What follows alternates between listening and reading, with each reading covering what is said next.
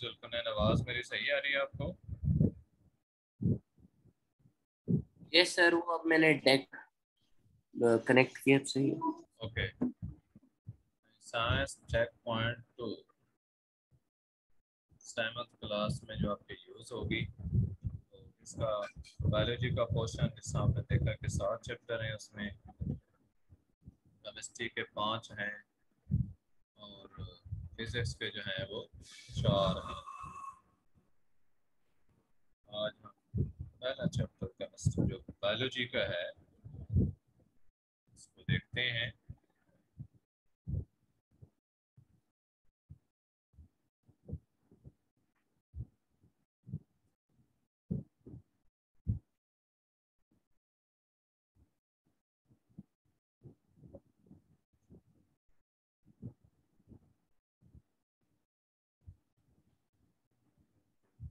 Techniques वगैरह शुरू में ये चीज़ें डाली हुई हैं। ये बायोलॉजी का क्वेश्चन है, हाउ प्लांट्स ग्रो, यानी पौधों में ग्रोथ के बारे में बात होगी। ये चीज़ें इसमें जो होनी है वो ज़रा एक नज़र देख लें आप। स्टार्च का टेस्ट क्या होता है ये देखेंगे हम। Testing a leaf for starch, पत्ते के अंदर देखेंगे स्टार्च है या नहीं। फिर प्लांट की डिस्चार्जिंग को हम चेक करेंगे कैसे होती है। Effect of carbon dioxide starch production के ऊपर क्या है। ऑक्सीजन प्रोडक्शन प्लांट्स में देखेंगे जो फोटोसिंथेसिस के दौरान होती है। Effect of light on starch production, के लाइट का होना जो है वो ज़रूरी है स्टार्च प्रोडक्शन के लिए। तो इसके लिए हम एक्सपेरिमेंट्स के देखेंगे कि बगैर लाइट के फोटोसिंथेसिस पॉसिबल नहीं है, और फोटोसिंथेसिस के दौरान ग्लूकोज बनता है जिससे बाद में स्टार्च बनना होता है।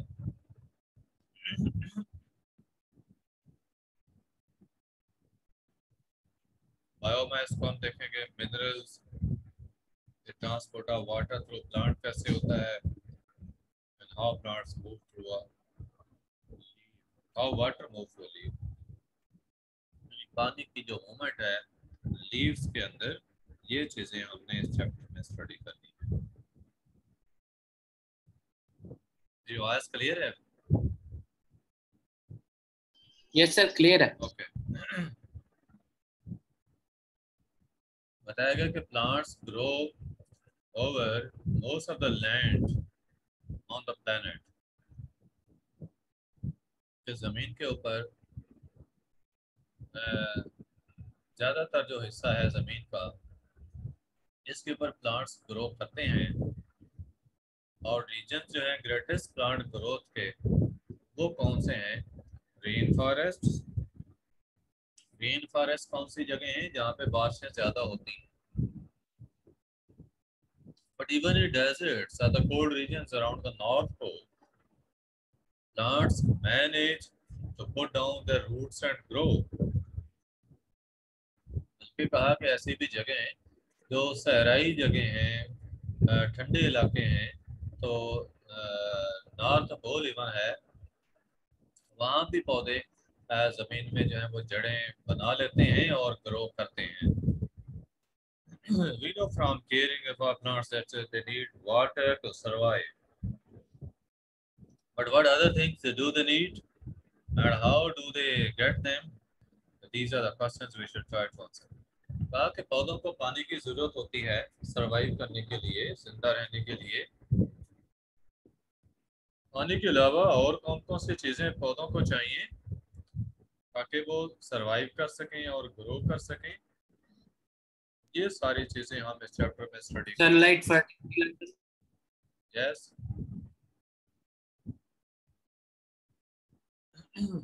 यहाँ पे आपको विलो के बारे में बात की गई है। Willow, willow tree experiment.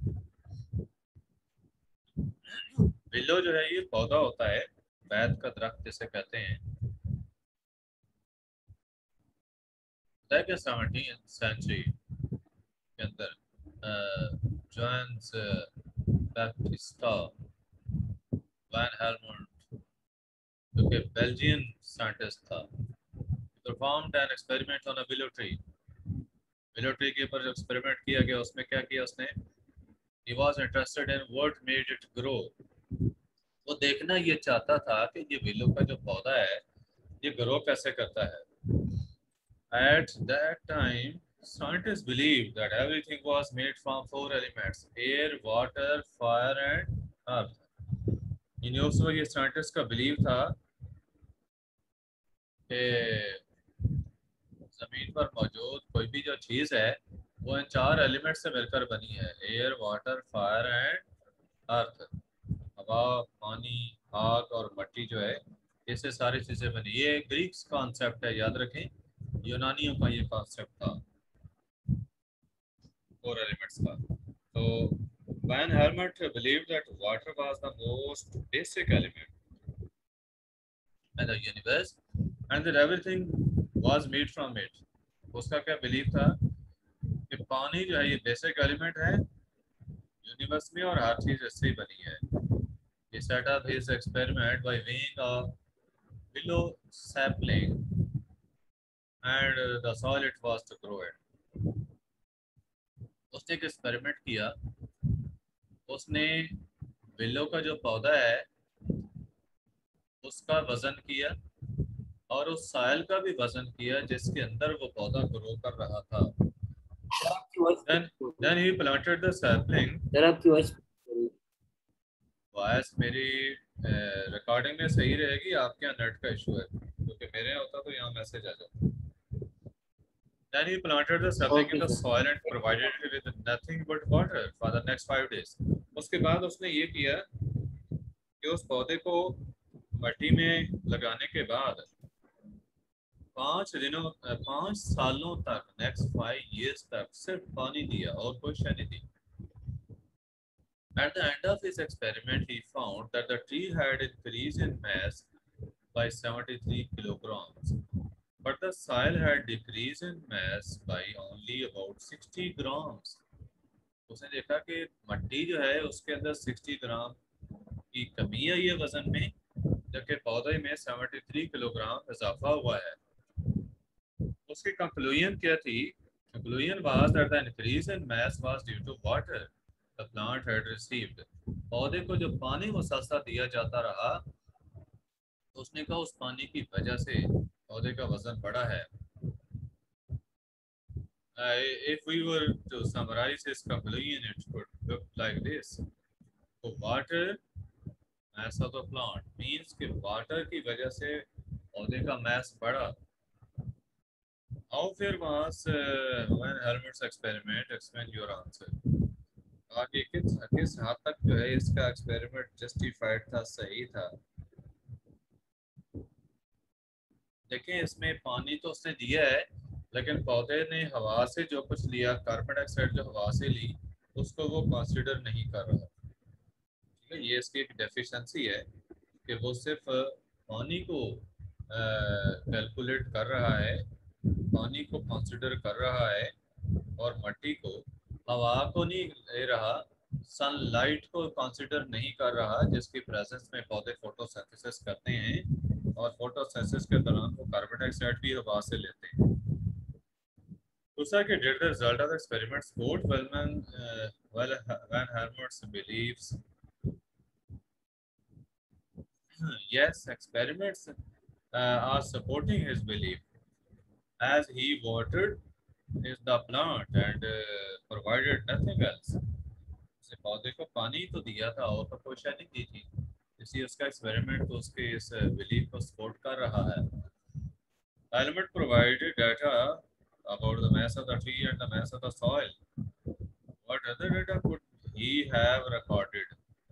आज उसने ये पानी का मैस लिया, पौधे का मैस लिया, और कौन सा डाटा उसको रिकॉर्ड में लाना चाहिए था? आप बता सकते हैं?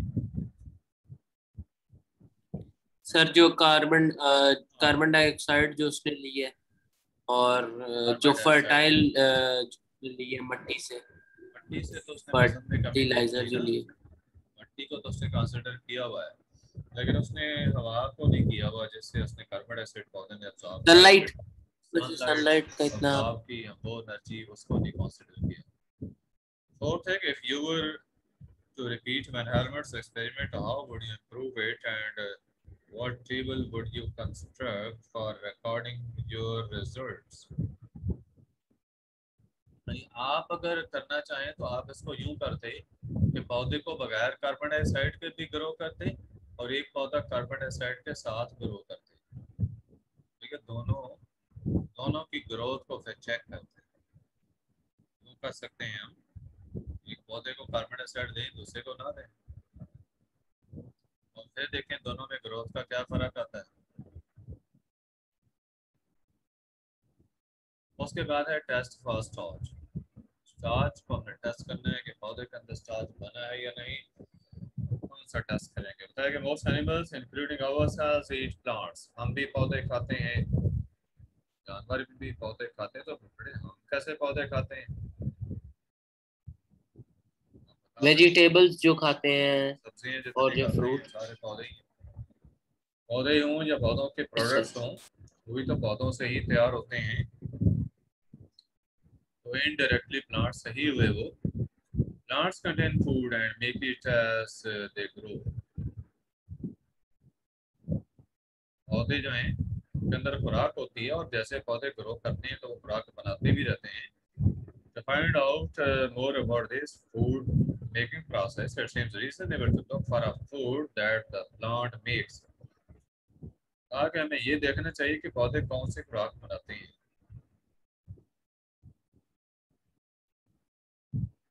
फूड मेकिंग प्रोसेस पौधों का अगर हम देखना चाहते हैं तो हमने ये देखना है कि पौधे look for a food that plant, पौधे खुराक बनाते कौन सी हैं, ये चीज हम देखेंगे। और taking this idea further, it's this idea further, a part of a plant that is used for food could be closely examined to see if the food substance can be identified. आगे पौधों के अंदर जिस हिस्से में खुराक बनती है उस हिस्से को जरा क्लोजली एग्जामिन करके देखा जाए कि क्या कोई फूड सब्सटेंस उसमें हम आइडेंटिफाई कर सकते हैं। देखो पोटैटो है फॉर एग्जांपल, पोटैटो क्या ट्यूबर है? ट्यूबर क्या है? ये अंडरग्राउंड स्टेम होती है। पोटैटो आलू जो है अंडरग्राउंड स्टेम है ये। So produced by the potato plant and is eaten by people in many parts of the world. आलू जो कि हम लोग खाते हैं वर्ल्ड में डिफरेंट पार्ट्स में ये यूज होता है पोटैटो खुराक के तौर पे। A search of a food substance in it can begin by cutting a small, very thin slice of the potato and examining it under the microscope.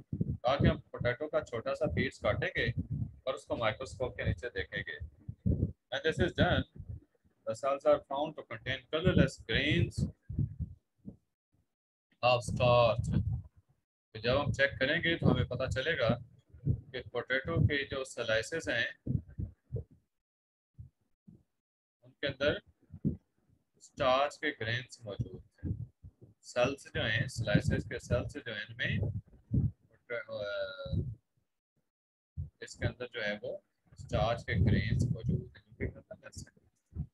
And they are quite difficult to see, उनको देखना तो मुश्किल है। They can be made more visible by adding a dilute solution of iodine to the slice. ये iodine test होता है starch का। हम स्टार्च की प्रेजेंस को चेक करना चाहते हैं ना कि स्टार्च है या नहीं खुराक में, तो उसके लिए आयोडीन टेस्ट किया जाएगा। तो आयोडीन क्या होता है? अगर स्टार्च मौजूद हो तो ये ब्लू ब्लैक हो जाता है। Iodine solution turns blue black in the presence of starch. So you are to apply iodine solution if it turns ये blue जो black. आयोडीन होते हैं, ये जो आयोडीन्स होते हैं ये किस काम के लिए होते हैं? आयोडीन बेटा लिक्विड फॉर्म में सॉल्यूशन होता है आयोडीन का। Okay sir. तो ये ब्लू ब्लैक हो जाती है कलर में, कलर इसका जो है वो डार्क ब्लू हो जाएगा, ब्लैकिश सा हो जाएगा अगर स्टार्च मौजूद है तो। Testing a leaf for starch. अब हम पौधे को चेक करना चाहते हैं। देखो अभी आपको पहले ये बताया गया है कि पौधे अपनी खुराक अगर बनाते हैं तो कैसे बनाते हैं, फिर कौन सी चीज तैयार करते हैं। उसको टेस्ट करने के लिए हम क्या देखेंगे, आयोडीन सोल्यूशन का टेस्ट करेंगे। अगर आयोडीन सोल्यूशन जो है वो ब्लू ब्लैक हो गया तो स्टार्च की प्रेजेंस को शो करेगा। अब हमने पत्तों के अंदर स्टार्च की प्रेजेंस शो करनी है, टेस्ट करनी है। Having discovered a way to identify starch in a part of a plant, the investigation can be extended to look for starch and leaves. आप आइडेंटिफाई क्या करना चाहते हैं, स्टार्च को। Way to identify starch in a part of the plant. पौधे के किसी न किसी हिस्से में हम स्टार्च की प्रेजेंस को चेक करना चाहते हैं। Investigation can be extended to look for starch and leaves. हम इस पर्पस के लिए क्या करेंगे, लीव्स के अंदर देखेंगे क्या स्टार्च है या नहीं है। Iodine does not produce a color change when it is placed on a leaf. ठीक है, आयोडीन को जब पौधे के ऊपर डाला जाए तो उसका कलर चेंज नहीं होगा। वजह क्या है, because the cell walls will not allow the iodine into the cells. जो सेल वॉल है वो आयोडीन को अंदर नहीं जाने देगी। और जो ग्रीन पिगमेंट है मास्क्स एनी कलर चेंज। अगर कलर में चेंज आएगी भी तो वो जो क्लोरोफिल मौजूद है ग्रीन कलर का पिगमेंट इसको मास्क कर देगा, हाइड कर देगा।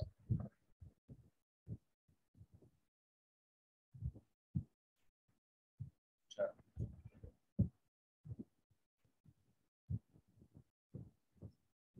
however that leaf can be tested for starch if it is first treated with boiling water and ethanol. आप देखोगे लीफ के अंदर क्लोरोफिल जब मौजूद है तो क्लोरोफिल से आपको रिजल्ट नहीं मिलेगा। ग्रीन कलर का जो पिगमेंट है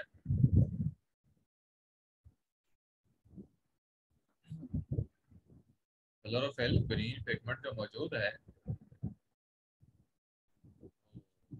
इसकी वजह से iodine do not allow the iodine into the cells and the green pigment mask any color change। कुछ सेल वाल का बता दिया ना। अब देखो कि leaf can be tested for starch if it is first treated with boiling water and then alcohol। पहले आप क्या करेंगे, पत्ते को लेकर बॉइलिंग वाटर के अंदर बॉयल करेंगे। बॉयल करने से उसका प्रोटोप्लाज्म खत्म हो जाएगा। हाँ, और बताया कि leaf can be tested for starch and the first if it is first treated with boiling water। तो पहले बॉइलिंग वाटर में डालें, उसका जो बॉइलिंग वाटर के अंदर जो प्रोटोप्लाज्म है वो उसका इनएक्टिव हो जाएगा, डेड हो जाएगा।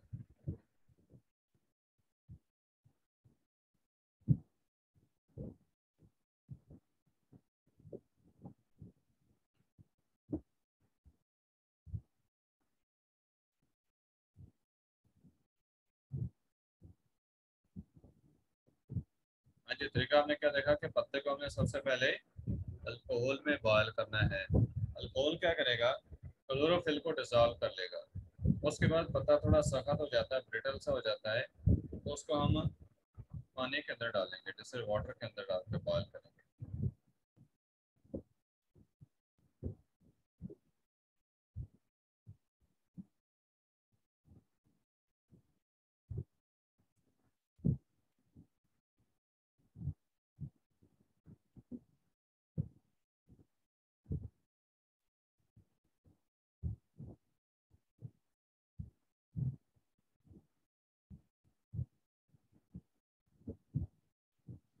अच्छा, हाँ जी, क्लोरोफिल का कलर क्या होता है,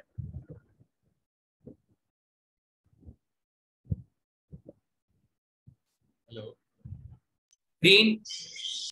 क्लोरोफिल का कलर क्या होता है। ग्रीन मेरे हिसाब।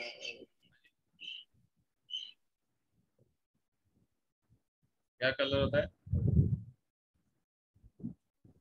Green green. हाँ जी, ग्रीन, बिल्कुल। क्लोरोफिल का कलर ग्रीन होता है। जब आप पत्ते को जिसका सबब क्लोरोफिल की वजह से है उसको बॉयल करेंगे,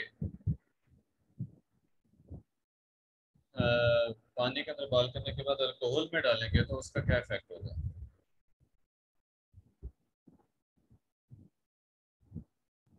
क्लोरोफिल ऑर्गेनिक सब्सटेंस है जो कि ये डिसॉल्व हो जाए।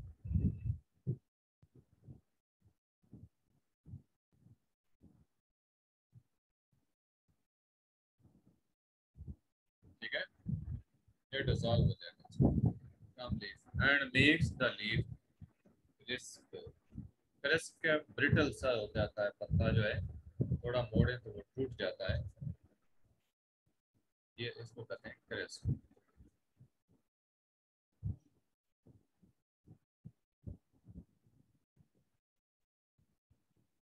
If the leaves of a geranium that has been growing on a windowsill or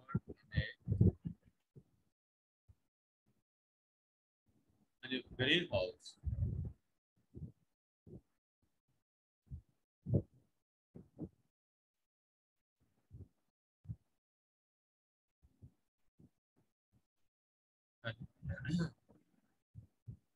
ठीक है, तो आपको एग्जांपल दी गई है जेरेनियम की, उसके जो पत्ते हैं like that has been growing on a windowsill or in a greenhouse and tested।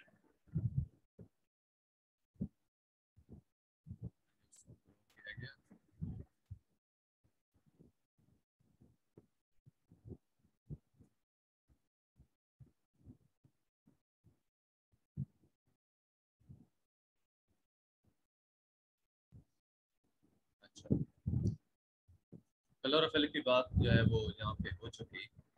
The leaves of geranium that has been growing on a windowsill or in a greenhouse are tested, they will contain।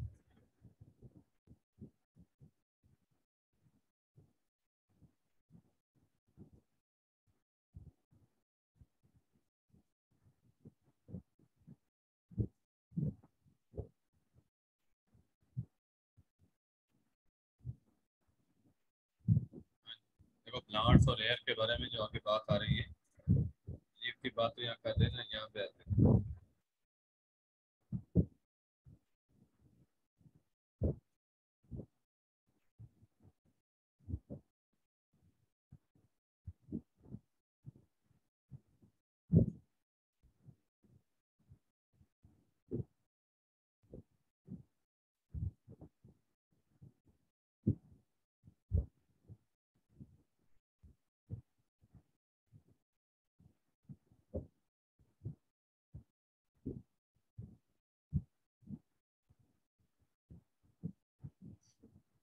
उसका मेरी आवाज आ रही है आपको?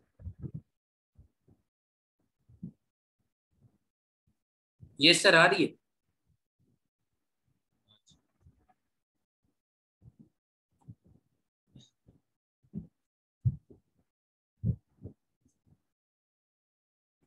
ये hello. थोड़ी सी बात यही जो है वो डिस्कस होगी कि क्लोरोफिल जो होता है इसका ग्रीन कलर है। आप क्लोरोफिल की वजह से, प्रेजेंस की वजह से हम स्टार्च का टेस्ट परफॉर्म नहीं कर सकते हेलो। आर्टिफिशियल। आवाज नहीं आ रही? हेलो।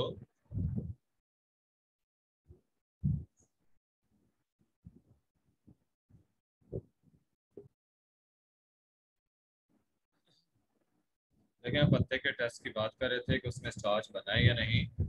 तो उसमें ये बताया गया कि जो क्लोरोफिल होता है, क्लोरोफिल ये अल्कोहल में, एथानॉल में डिसॉल्व हो जाता है।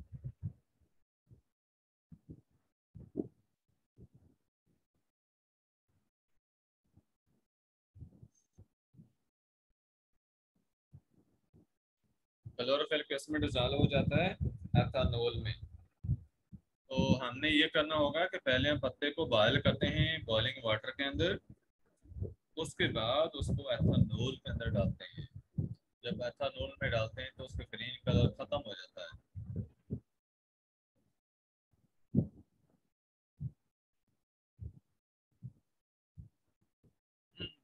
हाँ जी, क्लोरोफिल का कलर क्या होता है? ग्रीन। कलर कैसे होगा, खत्म कैसे होगा?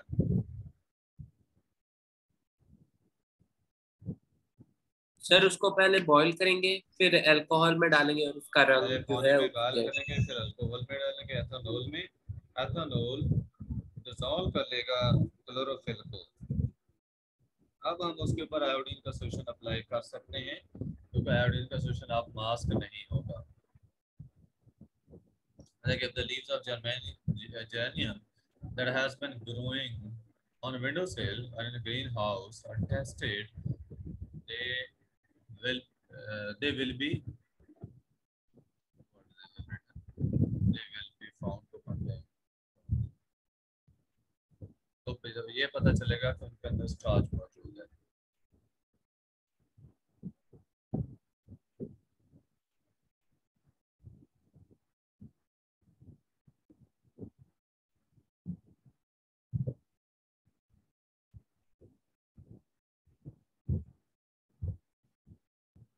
नेक्स्ट, मैंने क्लोरोफिल का पता चल गया ना कैसे टेस्ट करना है।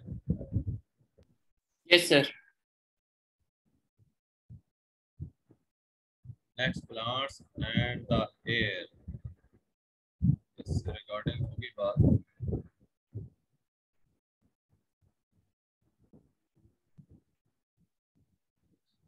देखिए क्लोरोफिल की प्रेजेंस का तो हमें पता चल जाएगा। उसके बाद और दूसरी बात ये थी कि यस सर, क्लोरोफिल। क्लोरोफिल का तो देखो ना, उसकी वजह से कलर मास्क हो रहा था। हमने क्लोरोफिल को लेता कर लिया, क्लोरोफिल को निकाल देंगे तो बाकी चीजें जो है। क्लोरोफिल का क्या कहते हैं, हाँ क्लोरोफिल की वजह से, क्लोरोफिल की वजह से जो है प्रॉब्लम क्या आ रही थी कि रिजल्ट नहीं आयोडीन का आ रहा था। जब क्लोरोफिल को हम खत्म कर देंगे डिस्चार्ज करके, तो आयोडीन का रिजल्ट आ सकता है।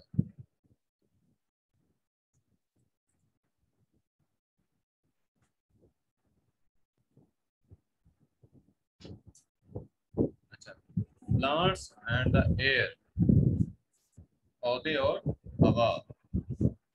स्टेफन हेल्स जो कि इंग्लिश साइंटिस्ट है, he discovered that a portion of air helped a plant to survive। उसने कहा कि हवा का कुछ हिस्सा जो है इसकी वजह से पौधे सरवाइव कर सकते हैं। And John house, a Dutch scientist, showed that green plants take up carbon dioxide from air and they are put in the light, when they are put in the light, कि जब पौधों को हवा में रखा जाए तो वो हवा से क्या करते हैं, हवा से कार्बन डाइऑक्साइड लेते हैं। By this time it was also known that the water contains only the elements hydrogen, oxygen। ये भी डिस्कवर हुई थी बात कि पानी के अंदर सिर्फ हाइड्रोजन और ऑक्सीजन ही होती है। जो कार्बोहाइड्रेट्स हैं उनमें कार्बन, हाइड्रोजन और ऑक्सीजन है। और this information led to review of one helmets idea.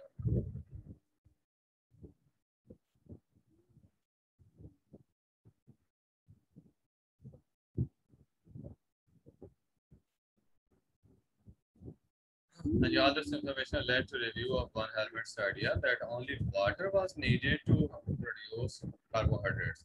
Von Helmholtz ने तो एक्सपेरिमेंट करके ये प्रूव किया था ना कि सिर्फ पानी जो है वो ग्रोथ के लिए चाहिए।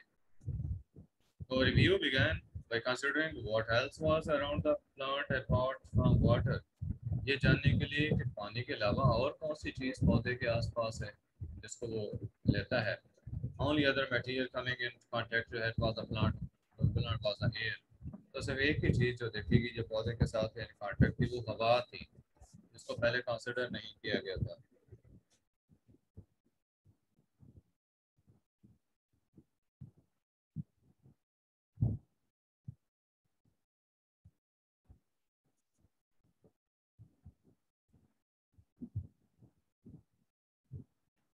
अच्छा, हाँ जी, इस बात की समझ आई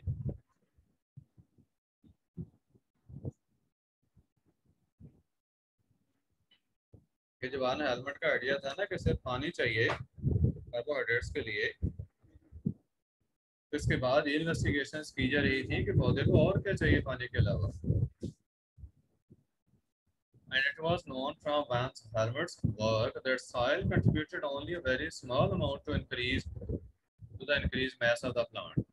वान हेलमेट के एक्सपेरिमेंट से ये पता चला था कि मट्टी का बहुत ही कम जो है वो रोल था पौधे का वजन बढ़ाने में। The only other material coming into contact was the plant with the plant. It was the air. सिर्फ अगर कोई चीज और पौधे के साथ कांटेक्ट में आ रही थी तो वो हवा थी। Ingenhouse's work suggested that the carbon dioxide in air was important. ठीक है, इंजनहाउस ने क्या सजेस्ट किया कि हवा में मौजूद जो कार्बन डाइऑक्साइड है ये बड़ी इंपॉर्टेंट है। You can test this idea in the laboratory today. अब आपने कार्बन डाइऑक्साइड को टेस्ट करना है जैसे पहले हमने कार्बोहाइड्रेट्स को किया।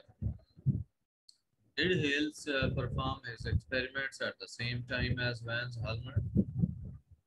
Your answer. Perform his experiments at the same time. क्या हेल्स ने उसी वक्त एक्सपेरिमेंट किया जिस वक्त उसने किया था हेलमट ने? तो सेम टाइम नहीं किया गया बल्कि डिफरेंट टाइम्स में उन्होंने एक्सपेरिमेंट्स किए थे। हेलमट ने तो पहले कहा था ना इसे पानी चाहिए, तो हेल्स ने बाद में देखा कि पानी के अलावा और क्या चाहिए। How had the idea of elements change from the days of an element to time of Hales and the house. How had the idea of elements? तो कैसे ये एलिमेंट्स का आइडिया चेंज हुआ एक्सपेरिमेंट से? चेंज ये आई थी कि इन्होंने बाद में ये कहा कि पौधे को पानी के अलावा और चीज़ें भी चाहिए, जिसमें ज़्यादातर रोल जो इन्होंने कहा वो हवा के अंदर मौजूद कार्बन डाइऑक्साइड का है। हवा का ज़्यादा है, पौधे हवा से लेते हैं चीज़ें। साइल का तो चूंकि मैच थोड़ा यूज हुआ था ना। Why did a review of an element's work led to the idea that air could be important in making of food? Review of van Helmont work से ये कैसे आइडिया मिला कि पौधे को खुराक के लिए जो है वो हवा जरूरी है, इसलिए कि पौधे के साथ अगर कोई चीज कांटेक्ट में आ रही थी तो वो हवा थी। जमीन सॉइल के मैस में तो बहुत थोड़ी कमी आई थी। हवा के साथ जो पौधे का कांटेक्ट था तो हवा से क्या क्या चीज ले रहा था, तो इस वजह से कहा गया कि पौधे का जो है वो मैस बड़ा है। How did Ingenhouse's discovery suggest that carbon dioxide might be important in food in making food? Carbon dioxide खुराक बनाने के लिए इंपॉर्टेंट हो सकती है। इंजनहाउसेस की डिस्कवरी से ये कैसे सजेस्ट किया गया? इस वजह से कि पौधा जो है वो हवा के साथ इन कांटेक्ट था, मिट्टी के अलावा या पानी के अलावा से हवा ही एक ऐसी चीज थी जिससे के साथ पौधे का कांटेक्ट था। Which two activities in the considering evidence in approach stage in scientific inquiry were being used in reviewing Van Helmont's work? Van Helmont के वर्क को वो कहते हैं कि वर्क में जो साइंटिफिक इंक्वायरी इन्वॉल्व हुई तो उसको चेक करने के लिए कौन सी एविडेंसेस वगैरह थी।